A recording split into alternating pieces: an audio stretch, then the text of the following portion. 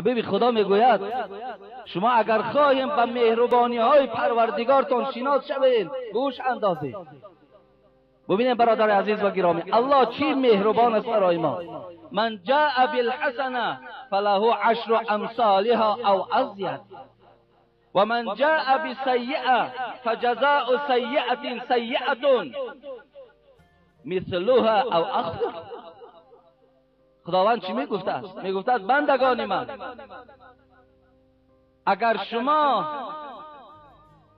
انصافتان بیدار کنین، اگر شما عقلهاتان کار فرمانین، اگر شما جوانمرد شوین، یک حسنات یک کار خیر از برای خدا کنید، الله گفت من به فرشته های خود فرمان میدهم که یک نه بلکه 10 تا 700 نیکی در نامه اعمال بنده من نویسید. ببینید یک حسنات، یک جمعه تو به 700 جمعه، یک صوم خیر تو 700 صوم. پروردگار میگه این مهربانی من است برای بندگانم. یک حسنات یک نیکی کن، الله میگوید از 10 تا 700 میرسانم.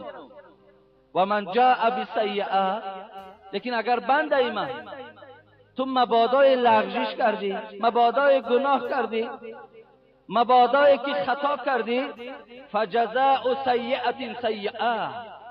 ببینین خداوند میگوید در عوض یک گناه من 10 گناه و 700 گناه نمی نویسیم، بلکه در عوض یک گناه می نویسیم. در عوض یک گناه، در عوض یک نیکی 10 تا 700 نیکی در نامه اعمال تو می نویسیم. برادر عزیز و گرامی، شما اگر پاره سوم از قرآن خوانید، تفسیر کراما کاتبین یعلمون ما تفعلون، اگر زیر این آیت تماشا کنین، مفسرای گرام میگویند پروردگار آنچنان به بندگانش مهربان است که وقتی که اگر بنده ثواب کند، الله فرشته ها را میگوید درو نویسید تا فراموش نکنید، درو نویسید. لیکن وقتی بنده گناه میکرده است، الله به فرشته ها چی میگفته است؟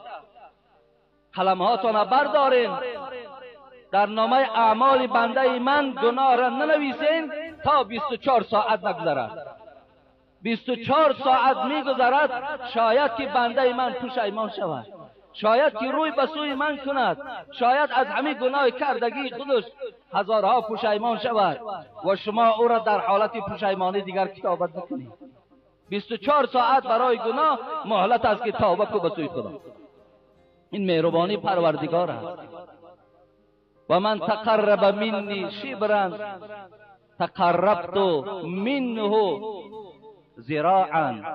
پروردگار میگوید آنچنان مهربان هستم که اگر یک وجب به طاعت به من نزدیک شوی، من به رحمت خودم به مثال یک ذراع به تو نزدیک میشم. و من تقرب منی ذراعا تقربت منه باعا. اگر تو به منزله یک ذراع به طاعتت بر من نزدیک شوی، من از بالای سری تو مثل سیلاب رحمت ما میریزم. اگر تو به منزله یک ذراع به طاعتت به من نزدیک شوی.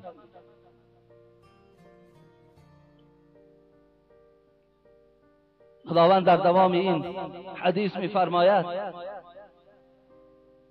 و من آتیتنی یمشی آتیته حروله.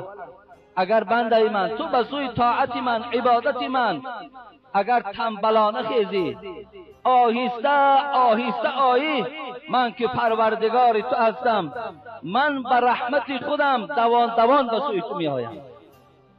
اگرچه آهسته آهستم، اگرچه تو بی پروا هم که آیی، اگرچه تو تنبلانه هم که انجام دهی، من که پروردگار تو هستم، من دوان دوان تو را بعد رحمتم استقبال میگیرم. و من لقینی بقراب الارض خطیئه لا یشرک به لقیته بمثلها مغفره. خداوند گفت اگر بنده من تو 10 سال و 20 سال خطا کردی، سهو کردی، لغزش ها کردی، اون چنان سهو و خطا کردی که بین زمین و آسمان پوری خطاها شد، لیکن در بین این سهو و خطای تو شرک نبود، من که پروردگار تو هستم، در عوض همه این لغزش های تو را به پوری زمین و آسمان به مغفرتم استقبال میگیرم. این مهربانی پروردگار نسبت ما بندگانی بی پروا است، نسبت ما بندگانی در سهو و در خطا آلوده است.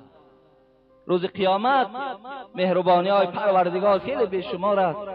روز قیامت وقتی که نامه اعمال داده می شود برادر عزیز، خداوند در قرآن و اما من اوتی کتابه بیمینه، در چند جای قرآن این آیت کریمه تکرار می شود. روز قیامت وقتی که نامه های اعمال ما را خدا می داده است، همین 50 ساله و 60 ساله دله های شخصی که از ما و شما پر از ثواب و از گناه که هر یک دقیقه ما در پیشگاه خدا نویسانده می شده است، همین دله ها مانه، همین کتاب ها مانه در دست می داده اند. روز قیامت خداوند می گفته است بخوان کتاب خودت را، بخوان حیات خودت قطع شناس شو، چگونه 70 سال 80 سال حیات بردی همش در کتاب درج است. خوان کتاب. وقتی بنده می خوانده است و خیلی خجالت می شده است، خیلی شرمگین می شده است، زیرا از ثوابش دیده گناهش زیادتر است. بعداً خیلی غمگین پروردگار می گفته است بنده من کتاب خواندی؟ بله پروردگار خواندم. به حیات و شناس شدی؟ بله شناس شدم. گناهات زیاد است یا ثوابات؟ گناهات پروردگار زیاد است. در عوض این نعمت‌های به حسابی که من دادم به تو، چشم دادم، گوش دادم، زبان گویا دادم، خانه دادم، زن دادم، همه شرایط تو را آماده کردم که تو در حساب نعمت‌های من عاجزی؟ آیا برابر کردی؟ آیا کدامش بیشتر است؟ بنده می گفت از پروردگار نعمت‌های تو بیشتر است، مهربانی‌های تو بیشتر است. آخران می گفت از پروردگار پس تو با این نامه اعمالی که خواندی لایق جنت داری یا لایق دوزخ؟ کدامش داری؟ بنده می گفت از پروردگار از روی آن چیزی که خواندم من لایق دوزخ دارم، من لایق جنت ندارم. پروردگار در محشرگاه که 99 رحمت الله در روز قیامت بیدار می شده است ندا می داده است ای جمعیت مردم، ای ملائک آگاه باشید که این گونه بندگانی که امروز خود قائل به دوزخند، من اینها را مورد مغفرت خودم قرار دادم و اینها را با این نامه های اعمال کم ثوابشان وارد جنت میگردانند. این مهربانی پروردگار نسبت بندگانش است. له معقبات من بین یدی و من خلفه یحفظونه من امر الله. شما سوره رعد نگاه کنین آیه 11. خدا میگه آنقدر به شما مهربانم که یک فرشته را در پیش شما، یک فرشته را در پشت شما گذاشتم، یحفظونه تا تو را از جنها محافظت کنه. شب و روز در بالای سر تو است، شب و روز تو را نگاه میکنن تا جنها به شما ضرر و زیان نرسانند. برادر عزیز، چگونه ای که امروز پولدارها و منصبدارها و شرایطدارها برای خود تلخ‌ها دارند که هر کدامی $1000 و $500 معاش میگیرند، الله برای ما چنان تلخ‌های داده است که یک سوم برای اونها جدا نمیکنیم. بلکه این مهربانی پروردگار است که من شما را اکرام کردم، من شما را مورد مهربانی خودم قرار دادم. پروردگار در جواب شیطان چی گفت؟ قسم به بزرگی هم گفت، قسم به عزتم. ای شیطان، اگر چنده که تو قسم خوردی که اینها را گمراه میکنم، من اگر یک لحظه اینا به سوی من گردن، من تمام گناهشم میبخشم. یک بار گوید پروردگارا توبه کردم، خدایا مرا ببخش، من گناهی چند ساله این بنده خدا میبخشم.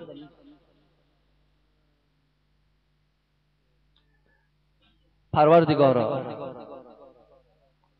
در این ساعتهای خیلی پرثواب، در این ماهی که دوستای تو آرزوی این ماه را داشتند، در این ماهی که فقط و فقط گناه بنده می سوزد، در این ماهی که درهای رحمتی تو گشاده است، در این ماهی که من قام رمضان ایمانا و احتسابا خرجت من ذنوبه کیوم ولدته امه. در این ماهی که هر کس این ماه را احترام کرد، حرمت کرد، روزه داشت، آخر در مکافاتش همین بود است که مثل کودکی که گناه ندارد خدا مثل کودک میگردانده. خدایا گناههای ما بندگانت را مغفرت کن. خدایا ما طاقت عذاب تو را نداریم، بدنهای ما ضعیف است. خدای مهربان ما را بعد حسابی که از نامه اعمالمان می شود در برابر نعمتهایی که برای ما نصیب کردی، خدایا ما می دانیم که عبادتهای ما خیلی ناقص است. خدایا این عبادتهای ما را قبول بگردان. خدایا فقط و فقط ما تکیه بر رحمتت داریم، تکیه بر عبادت ما نداریم. خدایا ما را شامل رحمت خودت گردان. خدای مهربان محشرگاه را برای ما همه سختی هایی که دارد برداشته بگردان. خدایا خاتمه کار ما را به جنت انجام بده. خدایا ما را با نور ایمان الحال مشرف گردانیدی. با این ایمان خدایا از دنیا گذشتن را موفق بگردان. خدایا در همه مکانی که برادرهای مسلمان ما حیات به سر میبرند، خدایا مشکلات ها را از بالای سر اونها دور بگردان. فراحمی و خوبی و آرامی را خدایا بالای سر همه مسلمان ها فراهم بیار. خدایا دشمنهای مسلمان ها، دشمنهای آدمانی با ایمان موحد را به مقصودها و به نقشه هاشان خدایا موفق مگردان. خدایا گذشتگان این جمعیت و بیرون این جمعیت، گذشتگان تمام مردم با ایمان را رحمت و مغفرت بگردان. بیماری هامان خدایا شفای کامل نصیب بگردان. مسافر هامان خدایا صحت و سلامت به خاندانشان برسان. آمین یا رب العالمین.